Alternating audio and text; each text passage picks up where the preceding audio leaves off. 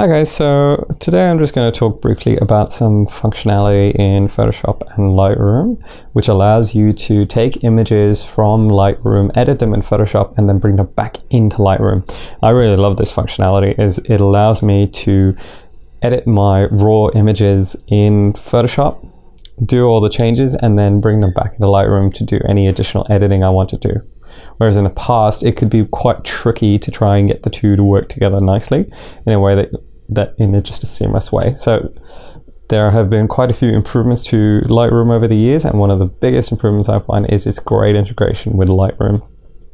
So I'm going to show you how I edited this photo here, which is a composite image of my friend Tom. Basically, it's just him twice in the photograph. As you can see, him as his happy self and him as his serious self.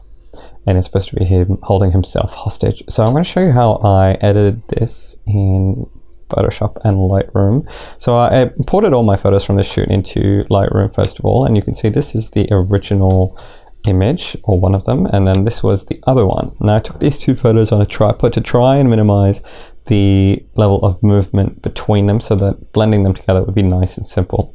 So to blend the two images together, Lightroom is unfortunately not capable of doing that, but that doesn't really matter because Photoshop can do this really, really easily. And to take these two images into Photoshop, all I got to do is I got to select both images using Control, right click on them, and then here in Edit, I go over to Open as Layers in Photoshop. Notice there is Edit in Photoshop CC, but this one is not something you want to do if you have multiple images you want to blend together. This is if you just want to make changes to a single image, such as do a bit of cloning or whatever, and then bring it back. What we want to do is we want to load up multiple images into one file as layers, which will allow us to blend them together. So we go to this last option instead, which is Open as Layers in Photoshop. So click on that option here, and what it will do is it will spit all these images across as TIFF files into Photoshop. Now that's quite important because they're TIFF files, they're uncompressed, which means you still don't lose any of the information, which means you can do all your editing and it still retains a lot of clarity. So as you might notice, these two images, although I took them on a tripod, there is probably a little bit of movement between them. So I'm going to try and align them by selecting both layers together, go to Edit, and hit Auto Align Layers in Photoshop. Now it should, hopefully, line them up as best as possible. Now it's not always perfect, but hopefully it's a little bit better. Let's just see. Oh, okay, a little bit better. Anyway, I'm sure that'll be fine for our purposes. So what I'm going to do is I'm going to blend in the image of Tom as his old self into this photo. So I'm going to stick this one over the top, and I'm going to use a layer mask to bring Tom through. So select this button here to bring up the layer mask on the upper image, and I've done that as white. Now I'm going to use the black paintbrush just to paint Tom's silly self back into the photograph here. Now I'm going to obviously have to do a little bit of cleaning up to make sure the edges and everything is all nice and good, but we'll do that slowly over time. Okay, so we've got generally Tom here. Now what I need to do is I need to fix this up so that his shadow of his serious self still works. So this can be a bit tricky. What I try to do is you can use the lasso tools to make little selections along the outlines of where you want him to be, and then you can adjust the layer mask back into that. So I might just, oh, it's a little bit lost there. Hopefully it won't matter too much.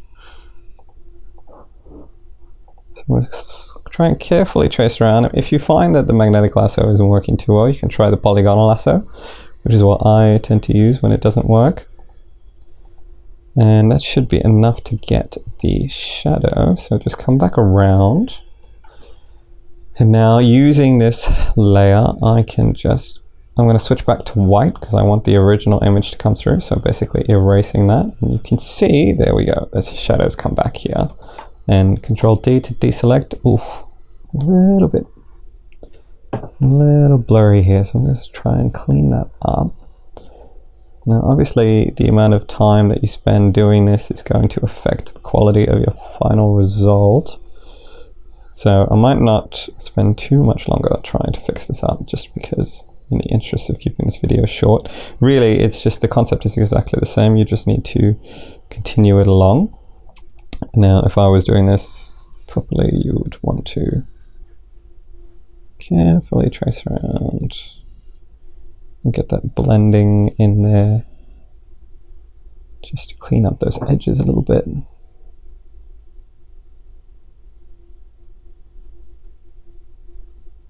And so, a little bit there. Like I said, I'm not going to get too fussy over this for the demo, just as long as you can see the general methodology, how it works. Anyway, of course, the amount of extra time that you spend doing this will of course affect your final result. So that looks fine. Maybe just clean it up a little bit around the rope.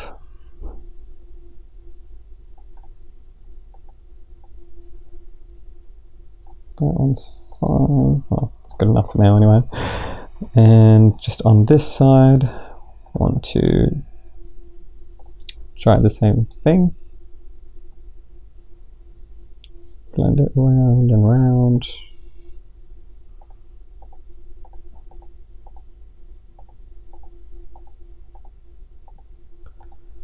Like I said, I'm just going to be quite not blasé with it, admittedly, just in the sake for the interest of time.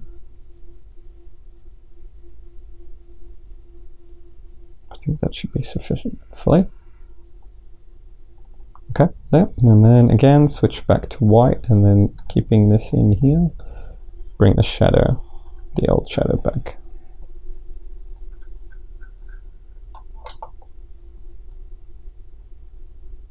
Just a little bit there. Again, I'm going to try and just keep this fairly simple. Oh, oops, shouldn't have done that. Just a small thing here, just try and clean up this. And like I said, obviously the amount of time that you take to do this will affect your final result. No more.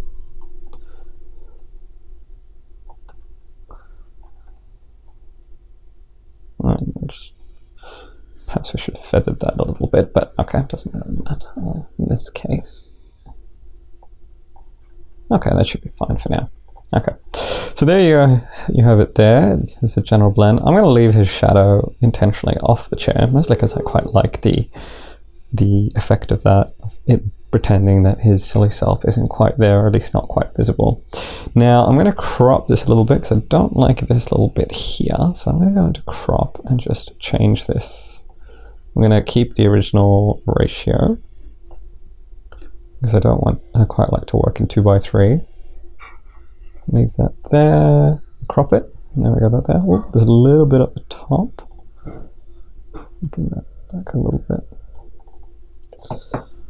And that's mostly done. The only other thing I'm going to change quickly while I'm here is you see this light stand. I don't really want to use that, so I'm going to use the spot healing brush for that. Hopefully that should clean that up. Nice and simple. It's good enough for now. And I think that's it, really. Yep, that's fine. So all I need to do now is just have to close this and hit Save Changes. And what it will do is it's going to take this image and it's going to stick it back into Lightroom for me. And again, it's going to do that as a TIFF file, which means it's going to be nice and simple for me to edit. Now here we go. Here's the image showed up again in Lightroom. So now I'm going to do all my Lightroom changes. So I might adjust the clarity and the contrast, maybe bump up the exposure a little bit. I really like having quite high clarity images for this kind of look. I think it looks really cool, actually. I'm going to put probably a strong contrast. I'm going to, perhaps we'll bump that up a little bit here. The highlights are a little bit high, so I'll probably bring down the whites, maybe up the black a little bit, and maybe increase the vibrance, bring down the saturation just a tad. Maybe the vibrance a little more, I kind of like that. Bring the saturation a little bit back. I'm going to put a little bit of red, a little bit of color into the shadows. No, I don't really like that in the highlights. I might leave that one. Put a little bit of noise reduction, sharpening a little bit. Put a bit of vignette on it. I might actually use the radio filter to vignette it as opposed to the vignetting tool, just because I want this section over here to be a little bit darker. So bring that here. I feel like this is still a bit dark now, so I might compensate. I think his face up here of his other self is a bit low, so I might use some radio filters just to try and bring that back a little bit. Of course, you can use the adjustment brush, which is also a very effective tool. I might invert the mask, bump up the shadows just a little bit.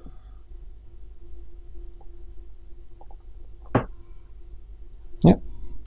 Cool, and that's pretty much it. Now you might go ahead and do some more changes if you wanted to, but that's pretty much the image as it was. So as you can see, it is actually a really helpful tool just to be able to take an image back and forth from Photoshop into Lightroom and do all your editing in a nice, simple, easy way. So hopefully that was highlighted some interesting functionality for you, and it will help you in the future when you need to do any of your changes. All right, good luck.